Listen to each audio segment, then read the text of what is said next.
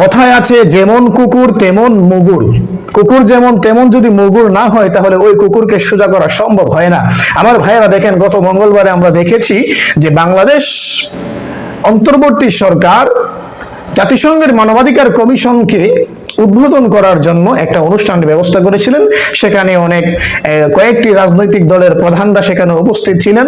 তাদের মাধ্যমে হয়তো সেটা উদ্বোধন হয়ে গেছে, অলরেডি হয়তো কার্যক্রম শুরু হয়েও যেতে পারে। আলেম ওলামারা মিছিল মিটিং করতেছেন, আন্দোলন করতেছেন জাতিসংঘের মানবাধিকার কমিশনকে এদেশ থেকে বন্ধ করার জন্য, এদেশে যেন না হয় সেটার জন্য। কিন্তু কিছুতেই কোনো কাজ হচ্ছে না। আলেমদের কথার কোনো দামই দিচ্ছে না এই সরকার।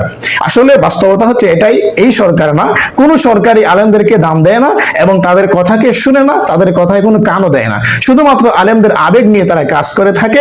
আলেমদের সাথে তারা সাময়িক সময়ের জন্য সম্পর্ক স্থাপন করে তাদের গ্রহণযোগ্যতা বাড়ানোর জন্য। যখন তারা গ্রহণযোগ্যতা পেয়ে যায় তখন আলেমদেরকে লাথি দিয়ে ফেলে দেয়।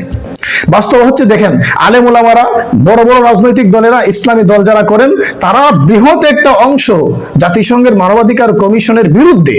তবুও বর্তমান সরকার তাদের কথাকে কানে না দিয়েই, তাদের বিষয়ের উপরে কোনো নজর না দিয়েই জাতিসংঘের মানবাধিকার কমিশন এর অফিসটাকে উদ্বোধন করার জন্য তিনি সবকিছু করে যাচ্ছেন। এবং কি গত মঙ্গলবারে উদ্বোধনী অনুষ্ঠান তিনি করেছেন। সেখানে অনেক বড় বড় কয়েকটা রাজনৈতিক দল ছিলেন যারা নিজেদের স্বার্থের জন্য, শুধুমাত্র নিজেদের স্বার্থের জন্য ইসলামের নামকে ব্যবহার করে থাকেন এবং রাজনীতি করে থাকেন। তারা দেশ ও জনগণের স্বার্থে কোনো কথা বলে না, কাজ করে না। আমার ভাইয়েরা, যেমন কুকুর তেমন মুগুর, এটা কেন বললাম? এর কারণ হচ্ছে আমরা যতই আন্দোলন করি, আলেম ওলামারা আমাদের কথায় কোনো কান দেবে না এই সরকার বা কোনো সরকার। ঢাকা ইউনিভার্সিটির ছাত্ররা যখন নেমে যায় কোনো একটা আন্দোলনে, তখন দেখেছি আমরা সেই আন্দোলনটা কার্যকর হয়। এজন্য বিনীত অনুরোধ থাকবে বড় বড় ওলামায়ে কেরামদের কাছে এবং এদেশের সুশীল সমাজের কাছে, সচেতন নাগরিকদের কাছে, আপনারা ঐক্যবদ্ধভাবে এমনকি ঢাকা ইউনিভার্সিটি থেকে একটা আন্দোলন প্রতিরোধ গড়ে তোলেন।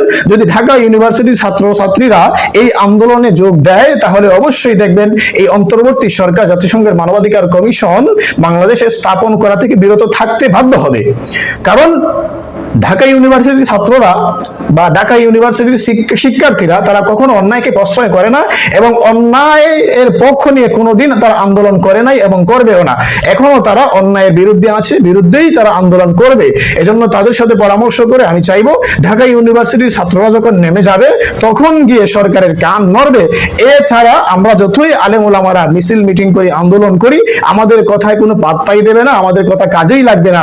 এজন্য আমরা সবাই একটু ঐক্যবদ্ধভাবে পরামর্শ করে ঢাকা ইউনিভার্সিটির ছাত্রদেরকে, শিক্ষার্থীদেরকে নিয়ে আমরা এই আন্দোলনটা গড়ে তুলি। অবশ্যই আমাদের আন্দোলন কার্যকর হবে।